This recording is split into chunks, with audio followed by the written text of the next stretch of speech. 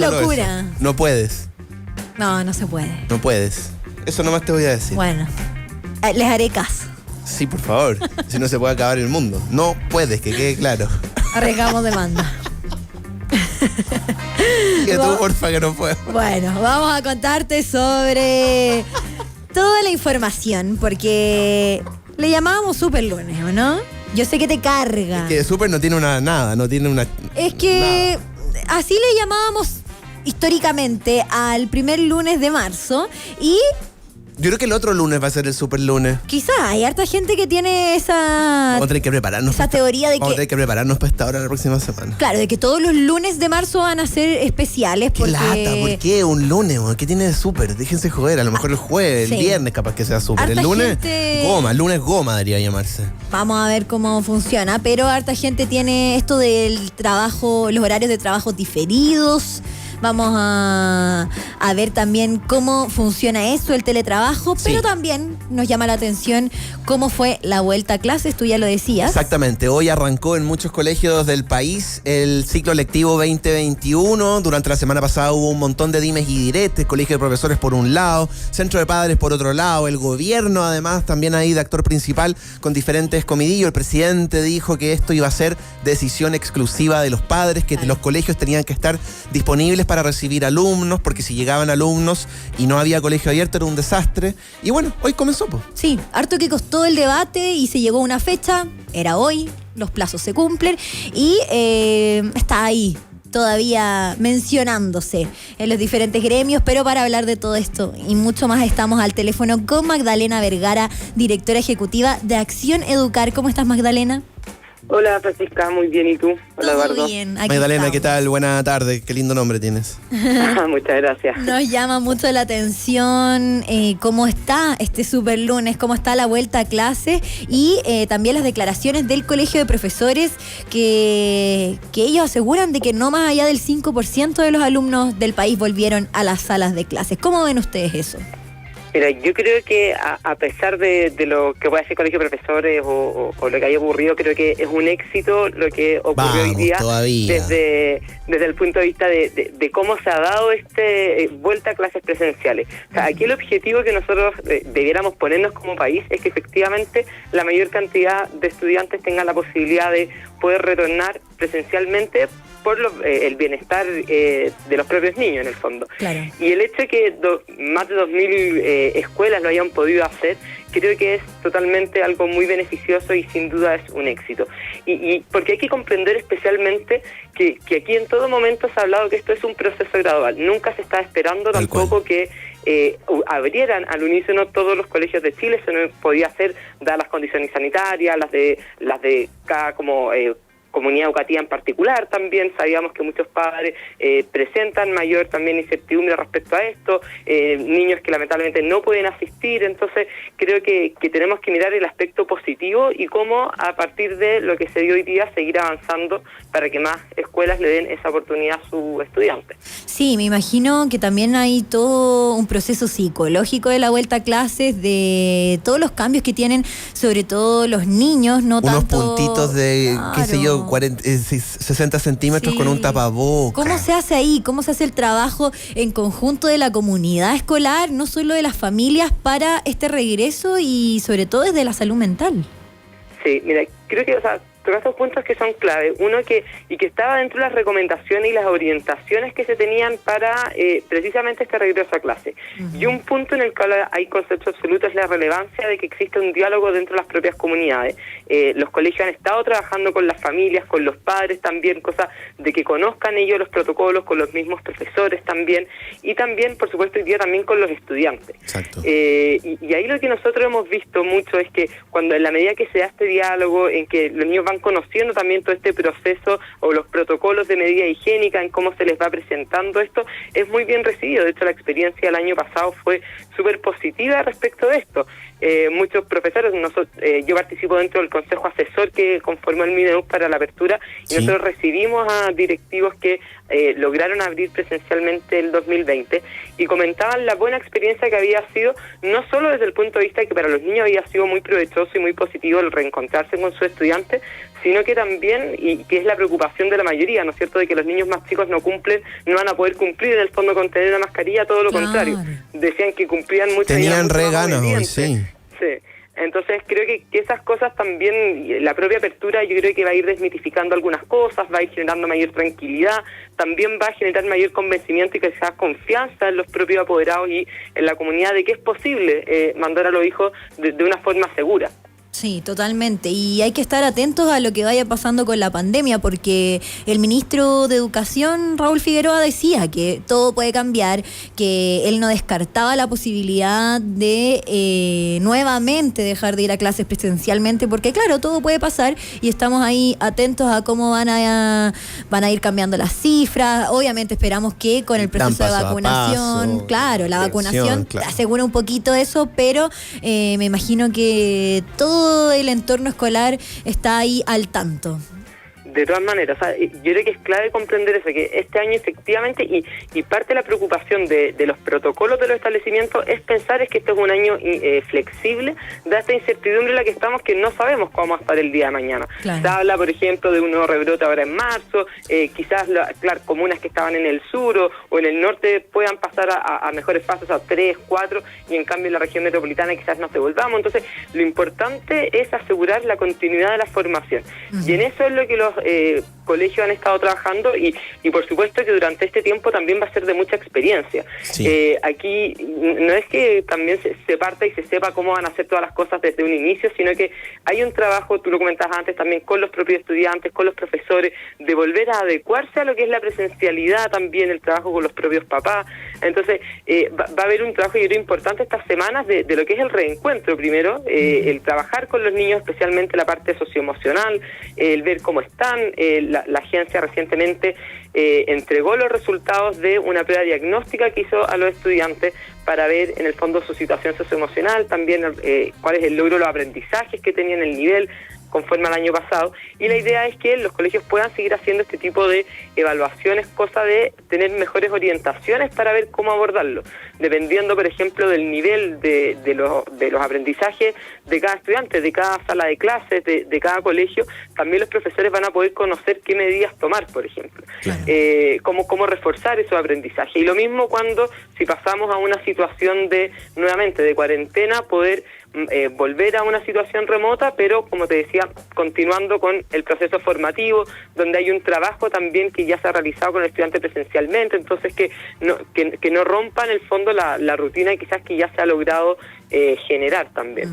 Estamos conversando con Magdalena Vergara, directora ejecutiva de Acción Educar. Magdalena, apareció recién el número, la cifra del Mineduc, de los colegios que abrieron en comunas que cumplen con condiciones sanitarias. Decía ahí el ministro Raúl Figueroa que finalmente fue un 30%, porque hay tanta diferencia entre lo que dice el Colegio de Profesores por un lado, 5%, y la versión oficial del gobierno que es 30%.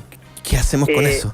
Mira, lo que hablan del 30% es la cantidad de establecimientos que lograron abrir dentro de las comunas que tenían la posibilidad de hacerlo, dadas las condiciones sanitarias, que lograron abrir de una u otra manera presencialmente, ya sea parcialmente o total. Y la cifra que está dando el Colegio de Profesores, que en todo caso tenemos que obviamente verificarla adecuadamente, quizás es respecto de la cantidad de estudiantes que pueden haber vuelto presencialmente. Te llevo a un plano un poquito más emocional. ¿Cuál es el mensaje de Acción Educar para aquellos padres que aún no se decidieron acerca de si enviar a sus hijos o no al colegio de manera presencial? Por ahí va, ¿no? ¿Cómo lo ven ustedes? ¿Cuál es el mensaje, el consejo? Sí, mira, aquí hay dos cosas. Yo creo que no solo ocurrió, muchos establecimientos decidieron no abrir sus puertas y ahí muchos alcaldes tomaron una decisión de entrada, que obviamente también impide que los padres pudiesen haberlo enviado, y efectivamente también hay muchos padres que todavía están reticentes a enviarlos por diversas razones. Lo primero que yo creo que aquí el mensaje, es para los padres, pero también para tanto la sociedad como los colegios y las autoridades también, la inseguridad es muy legítima y es lógico que los padres tengan temor de poder enviar a sus hijos. Y por eso nosotros tenemos que tomar una decisión como activa de buscar las soluciones para dar solución a esa confianza en el fondo. Nosotros tenemos que ser capaces de dar la seguridad. Y en eso creo que tanto los colegios tienen que estar mostrando lo que decía antes, los protocolos, mostrar todas las medidas de seguridad. Y los padres también tienen que estar abiertos a conocer aquellas medidas, a informarse también, esto es muy importante. Y a flexibilizar también un poco, ¿no? Efectivamente, o sea, qué es lo que dicen los expertos, que no, ver también la situación en la que está sus propios hijos, en el fondo de la necesidad de poder volver a encontrarse con sus amigos, de atender a la educación de mejor manera. O sea, nadie, a mí me parece que está hablando como de que los padres no han hecho el trabajo o que realmente aquí no podemos hablar de buenos padres o malos padres, sino que efectivamente creo yo que necesitamos generar nuevamente esa confianza, necesitamos también mostrar o informar de mejor manera las consecuencias quizás que puede tener un niño independiente de todos los esfuerzos que se hayan hecho familiarmente, o sea, las consecuencias debido al cierre de los colegios. Yo creo que por ahí también se puede trabajar y obviamente la experiencia que nosotros hemos tenido, que en la medida que los padres tienen también mejor información, han trabajado mejor con la propia comunidad, también están más dispuestos a enviar a sus hijos. Estamos con Magdalena Vergara, directora ejecutiva de Acción Educar, y hemos visto los últimos días todo el proceso de vacunación, cómo va avanzando. De hecho, desde hoy ya pueden vacunarse los trabajadores de educación preescolar y escolar de 36 a 39 años, y así va bajando también la edad de los trabajadores de la educación que se pueden vacunar. Y queremos saber cómo ves tú eso, todo el proceso, y si es que la posible falta de vacunas en algún momento de los profesores podría ser algún impedimento o no. Yo creo que es un punto relevante y lo voy a vincular con lo que me preguntaban antes de también cómo se da confianza a los padres. Yo creo que es clave comprender que efectivamente, y la experiencia que se tiene a nivel nacional y a nivel internacional, es que los colegios pueden ser espacios seguros. Y eso da todas las medidas sanitarias y los protocolos que se toman. De hecho, si uno mira hoy día, muchas veces los datos lo que dan cuenta es que hay muchas más probabilidades de contagiarse en situaciones sociales que contagiarse dentro de un colegio. Claro. Y la experiencia da cuenta que efectivamente, o sea, nadie puede negar que vaya a haber alguna posibilidad de contagio, pero las posibilidades de un niño de contagiarse por coronavirus es menor, se contagian también en menor medida, en menor intensidad que los adultos. Hay un trabajo de todas las medidas sanitarias que van tomando los colegios, lo cual hay una preocupación incluso mayor que quizá la que se cotidianamente. Entonces, si un niño puede estar en el fondo en el parque jugando, también lo puede estar haciendo en el colegio cuando se están tomando todas las medidas. Y respecto de la vacuna, o sea, esa misma evidencia que nosotros tenemos de que en los colegios no ha sido significativa la apertura o cierre para la transmisión del virus, es decir, ni en Chile ni en otros lugares del mundo, da cuenta que es posible volver a clases presenciales sin que exista una vacunación total de todos los docentes o incluso de los niños, en los cuales todavía no existe vacunación porque no se han hecho como en el fondo las investigaciones adecuadas. Entonces, me parece que debemos ser capaces también de escuchar la voz de los expertos, la voz de lo que la experiencia, de la evidencia también, y tomar las decisiones conforme a eso. Uh-huh. El año pasado hubieron 1.600 escuelas en Chile que pudieron volver presencialmente, donde las cuales el 15% tuvo algún caso de contagio, pero que fueron casos aislados y en los cuales no hubo ningún rebrote dentro de los colegios. Entonces, creo que esa información es importante también para tomarlo al menos desde la política pública, y creo que es a lo que el Colegio de Profesores tiene que abrirse a comprender también. Claro, yo a modo de experiencia personal te cuento que hoy llevamos a la enana al colegio y cuando la fuimos a buscar después nos decía, no, estuvo súper bien, los profesores nos exigían usar el tapabocas todo el rato, había que sacárselo solamente cuando comíamos la colación y estaban preocupados por nosotros, así que yo creo que claro, es una invitación a que la gente vaya flexibilizando un poco y vaya tomando este camino, que finalmente en algún momento tenemos que normalizarlo, ¿no? Efectivamente. Sí, yo creo que o sea, por eso es tan positivo lo que ocurrió hoy día, y esto yo espero que también vaya generando esa confianza que estuvo, el estar mirando cómo otros niños están contentos de volver. Es que sabéis que justamente pasó eso, los vi felices hoy a la mañana mientras los dejábamos y cuando los fuimos a buscar al colegio había todo el grupo que estaba ahí de niños súper contentos de volver a encontrarse con sus pares, de volver a conocerse, de volver a mirarse y de poder estar con gente que hable su mismo idioma. Efectivamente. O sea, uno mira, nosotros recientemente vamos a publicar un estudio que hicimos respecto de la situación socioemocional de estudiantes y efectivamente desde el punto de vista tanto de los padres como los propios niños responden que se sienten solos, que no han tenido conversaciones de temas personales con un amigo de todo el año de la pandemia, que no tienen ganas, y los apoderados dan cuenta que los niños están sin ganas de hacer incluso aquellas cosas que les gustan. Entonces, cuando uno mira todos esos datos, también va dando cuenta de cómo la pandemia ha afectado a los niños. De repente aparece quizá un poco más imperceptible, porque claro, estamos todos quizá un poco más estresados o afectados, pero efectivamente eso para un niño es muy complejo y afecta efectivamente su desarrollo, su integridad. Entonces, creo que es importante esto de ir mostrándolo, y yo creo que esos pequeños signos que uno como padre quizás puedes ir viendo de que lo ves contento, de que lo ves más feliz, de que empieza a tener nuevamente motivación también, sí, son súper clave. Llegó a la casa súper contenta, oye. Empezó a hacer 1000 cosas más que hasta hace unos días no estaba haciendo. Son más productivos. Como que tenía más energía, estaba más activa. Obvio, sí.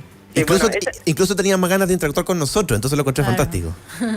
Sí, eso es clave en verdad. Bueno, yo creo que son esas experiencias, o sea, como las tuyas, como las de distintos padres que están viviendo esto, de enviar a sus hijos al colegio, que tuvieron esta experiencia, las que también van a ir permitiendo generar como cambiar quizás la percepción que la que tenemos hoy día, y creo que también despolitizar el debate, volverlo a centrar en lo que es realmente lo importante, que es el bienestar del niño. Creo que realmente como que nos hemos ido de las discusiones y lo centramos solamente, bueno, cuándo tenemos que abrir, pero logramos poco entrar efectivamente, bueno, qué es lo que estamos viendo que al niño le hace bien, qué es efectivamente lo más importante para él, y esas experiencias como la tuya creo que son las que tenemos que empezar a destacar hoy día. Vamos todavía.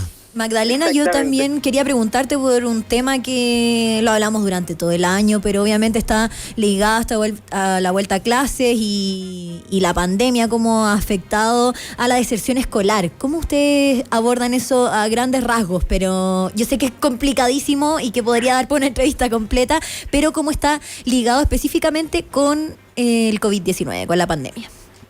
Sí, o sea, parte, y ahí es parte de la gran preocupación desde el inicio en el fondo de la pandemia, era como levantar las alertas, porque precisamente al cerrarse los colegios empieza a perderse la comunicación entre el colegio y la familia, entre el profesor y el estudiante. Y eso sí afecta a los estudiantes en cuanto a generar ese vínculo con la escuela, esas ganas también de querer estudiar, la motivación por el estudio, por el querer aprender también, que son aspectos esenciales para que el niño se mantenga en el fondo participando del sistema educativo. Y aquí por diversas razones, por supuesto, muchas veces falta de conectividad, la falta de comunicación que hubo con las propias escuelas. Muchas familias nunca tuvieron ningún tipo de contacto con la escuela durante toda la pandemia. Claro. Eso obviamente va afectando y va generando que el riesgo de deserción aumente mucho más.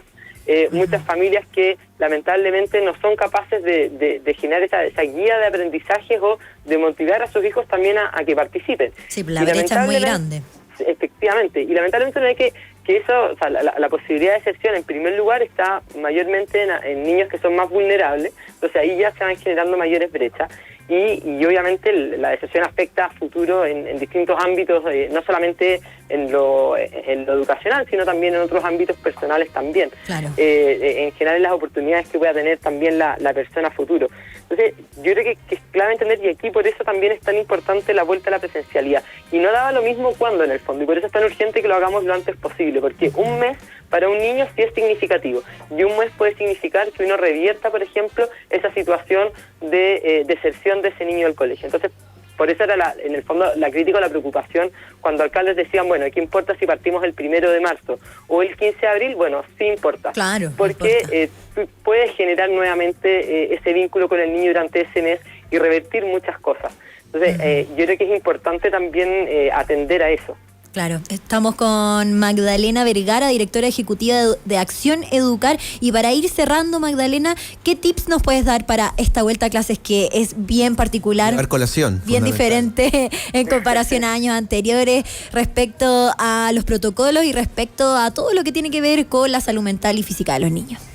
Sí, mira, yo creo que aquí también tenemos que estar como, o sea, lo primero es como dar esa tranquilidad y la confianza, tanto de los padres, tanto de los colegios. Yo creo que, o sea, tenemos que tener, por supuesto, como altas expectativas respecto de lo que esto es, pero entender que esto es un proceso que va a ir de a poco, que vamos a ir aprendiendo en la medida que vamos a ir generando experiencia, que hay muchas cosas que se van a ir dando también durante estos días, en el fondo. Claro. Aquí vamos a estar en un proceso de adaptación tanto para las familias como para la propia escuela. No sentirse culpable por los errores. Claro, yo creo que para ninguno de los dos lados. Por supuesto, Claro. las familias tienen que estar preocupadas de la fiscalización y las escuelas tienen que ser capaces también de garantizar en el fondo que se van a tomar todas las medidas, Sí. pero también entender que por ambas partes va a haber un proceso de aprendizaje importante durante este tiempo. Y de nuevo entender también la realidad distinta de cada colegio. Nosotros somos un país muy diverso, con situaciones muy distintas, realidades familiares muy distintas, de las comunidades educativas, de las propias escuelas. Entonces creo que también tenemos que hacer esa bajada a que no todo es blanco-negro y aquí van a haber muchos matices. Vamos a tener experiencias muy distintas de cómo cada colegio decidió armar sus planes, armar sus protocolos, de cómo se van a generar estos fortalecimientos de los aprendizajes de cada estudiante. Entonces creo que eso también tenemos que ser capaces de atender. Pero y yo creo que acá también está la responsabilidad como social, o sea, aquí estamos todos, nos hacemos cargo de que efectivamente la prioridad esté puesta en el bienestar de los niños y entonces en tener esta posibilidad de clases presenciales. Y eso obviamente implica responsabilidad desde el punto de vista del autocuidado de todas las personas, de qué cosas estamos priorizando y qué no, en fin, hay unas cosas que son importantes. De la comunidad completa, sí. Así es. Te queremos agradecer, Magdalena Vergara, directora ejecutiva de Acción Educar, por toda la información y tu opinión también que nos diste respecto a esta vuelta a clases bien particular, pero que ahí estamos, dándole de a poco. Así es. Muchas gracias, Magdalena. Muchas gracias a ustedes, que estén muy bien. Cuídate. Buenas tardes, Magdalena, un Chao, abrazo. chao. Volvemos Adiós, a clase chao. entonces, pues, Fran. Volvemos. De eso se trata la cuestión, ¿o no? De eso se trata. Hay que de ir de a volver. poco, eso sí, hay que tomar los resguardos. Yo entiendo a mucha gente que todavía tiene ahí algo de resquemor, que tiene un poco de Obvio. susto, inseguridad, bueno. Son procesos. Hay que ir de a poco. Por ejemplo, la Zoe nos contaba que esta semana nosotros la mandamos con todo lo útiles. Ya. Entonces nos dijo, no, me dijeron que esta semana nos vamos a conocer, vamos a jugar. Claro, seguramente les van a ir Buenísimo. enseñando a través del juego cuáles son los protocolos que van a ir siguiendo. Entonces, cuadernos, libros, lápices, por esta semana no. Simplemente Importante ir también a descubrir. escuchar a los niños. Obvio, de todas maneras. A veces tienen la razón. Tenemos en este momento 24 grados en la capital, ya venimos con más títulos, queda todavía Es Clave, no te muevas por nada, del 92.9, ya venimos. Estás escuchando Es Clave por la 92.9 FM. Vamos y volvemos. La forma de trabajar cambió.